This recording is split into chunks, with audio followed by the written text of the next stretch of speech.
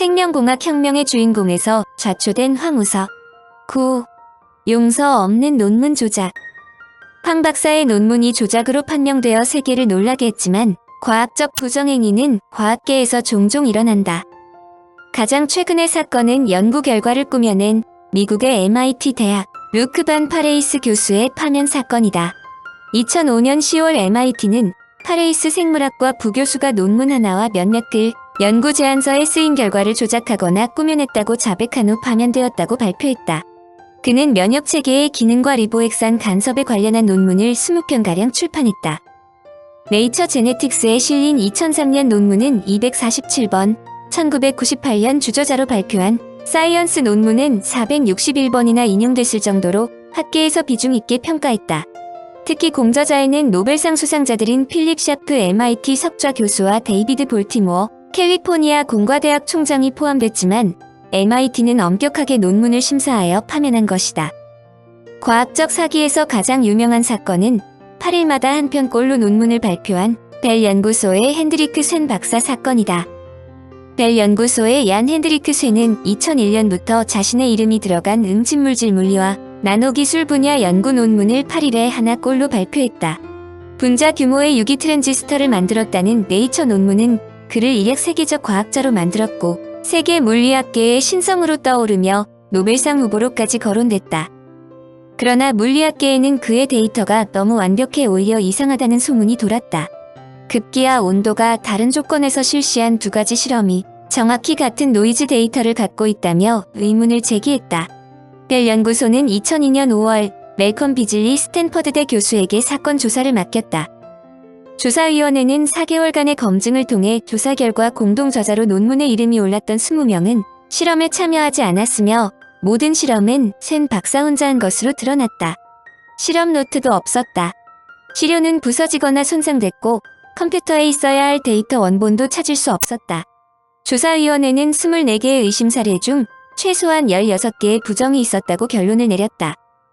벨 연구소는 보고서를 받은 날 쇤을 해고했고 사이언스는 2002년 10월 쇤의 8개 논문을 취소했다.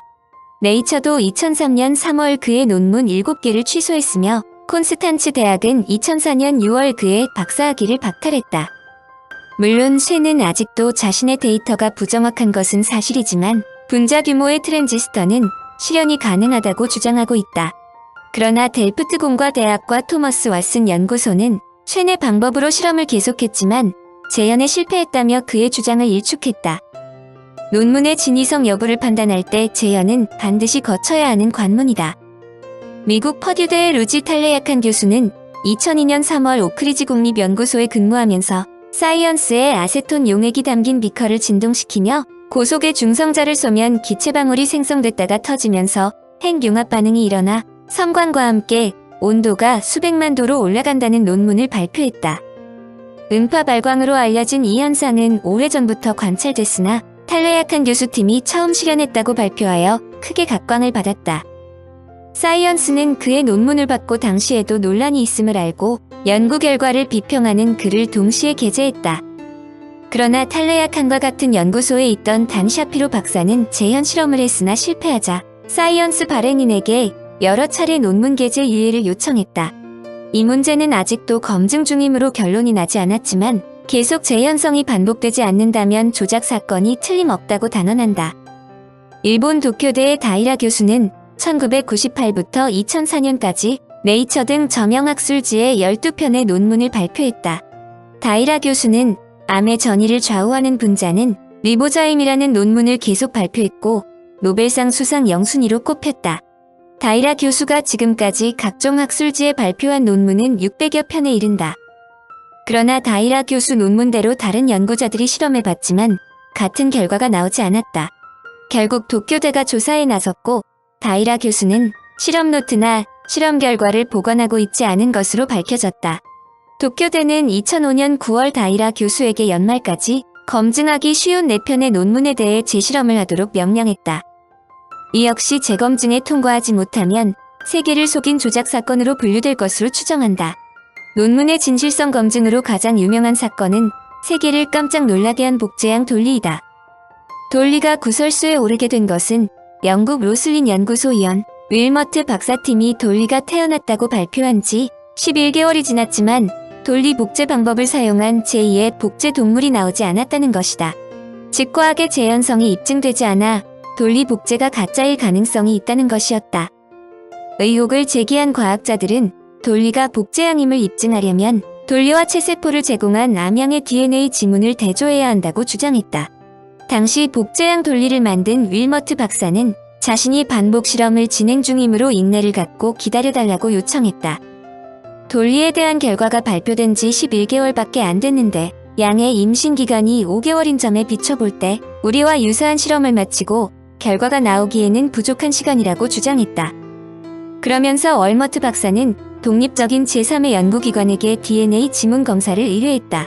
검사를 위해 돌리의 혈액과 조직세포, 돌리의 체세포를 제공한 암양의 세포를 제공했다. 돌리의 체세포를 제공한 암양은 이미 숨진 상태였으나 암양의 조직과 세포는 냉동 보관돼 있었으므로 검사에는 문제가 없었다. 검사의 결과는 월머트 박사의 주장이 옳음을 입증했다. 보관 중인 세포가 돌리의 체세포를 제공한 암양의 것임이 확인된 것이다. 월머트 박사에 대한 의혹이 제기된 지 6개월 만에 완전히 풀린 것으로 이 사건은 생명공학의 시비를 어떻게 가릴 수 있느냐를 보여준 시례가 되었다. 끊이지 않는 논문 조작. 논문 조작은 전 세계에서 많은 학자들을 놀라게 하는데 줄기세포에 관한 이야기가 계속 등장하는 것은 그만큼 줄기세포가 많은 분야에서 활용될 수 있기 때문이다. 그런 중에서도 근래 일본의 오부카타 하루코 박사가 만든 스텝 줄기세포로 벌어진 논문 조작 사건은 그야말로 작품 중 작품이라고 말한다. 지금까지 활용되는 줄기세포는 크게 세 가지로 나뉜다. 하나는 자궁에 착상한 배아로부터 만드는 배아줄기세포로 우리 몸의 모든 조직으로 분화할 수 있다.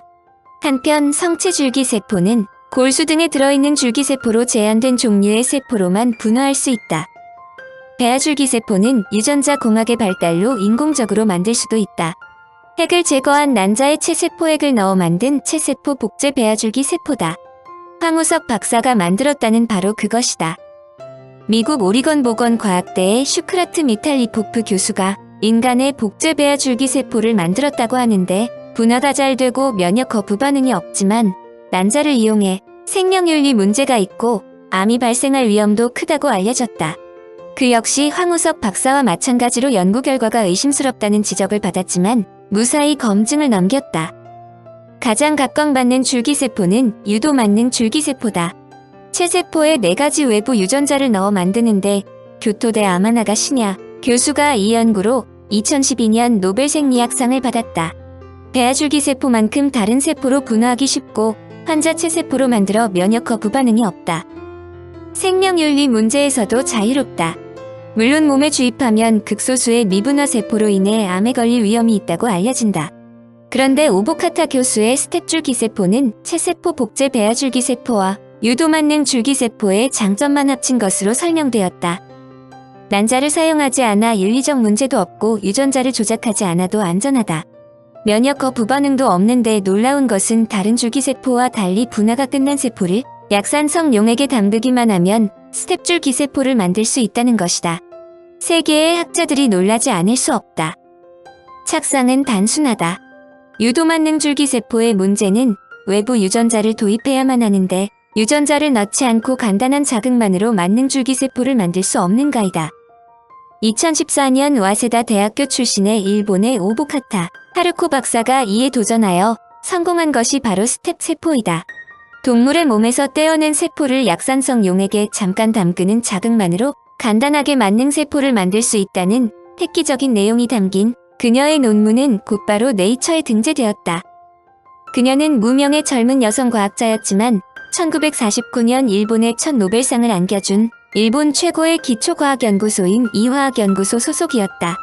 그러나 순식간에 과학계 신데렐라로 떠오른 오보카타 박사는 희대의 논문 사기극 주연이었음이 판명되었다. 그런데 그녀의 논문에 대한 의문이 제기되어 이화학연구소가 자체적으로 조사하여 발표한 스텝 세포 연구 논문 조사 보고서는 그야말로 세계를 놀라게 했다. 우선 이 문제가 제기된 후 논문이 게재된 지 5개월 후 네이처가 2편의 논문을 공식 철회했다.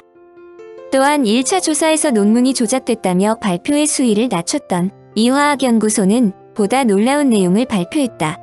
스텝 세포는 존재하지 않으며 제3의 만능세포도 존재하지 않는다는 것이다. 조사진은 오보카타 박사의 논문을 꼼꼼히 검증한 결과 실험에 서로 다른 줄기세포주에서 확립된 배아줄기세포가 사용됐으며 이들 배아줄기세포가 배양 중이던 세포에 의도적으로 섞인 정황이 발견했다. 특히 배아줄기세포와 스텝세포의 증식률을 측정한 그래프에서는 3일마다 두 세포의 개수를 세어 점을 찍은 것으로 돼 있는데 이 기간에 오보카타 박사는 출장으로 실험실을 비웠다는 것도 발견됐다.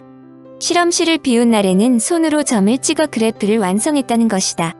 한마디로 실험 자료를 창작에 가까운 그래프로 만들었다는 설명이다. 오보카타 박사가 크게 부각된 것은 오보카타 신드롬을 일으켰기 때문인데 불똥은 공저자로 파급되어 사사이 요시키 박사가 자살하기도 했다. 사사이 박사는 일본 줄기세포 연구의 대가이자 최고의 석학으로 칭송받던 인물인데 공저자로 이름이 포함되어 불명예를 감수하고 자살한 것이다. 2015년에는 오보카타의 논문 조작으로 박사학위가 취소되었다. 줄기세포에 관한 연구는 많은 논란에 시달리는데 이는 그만큼 줄기세포가 매력있다는 것을 뜻한다. 참고적으로 한국에서 논문 조작 행위는 논문 조작 행위를 통해서 논문 심사를 방해하는 것이므로 형법상 위계에 의한 업무 방해죄에 해당된다.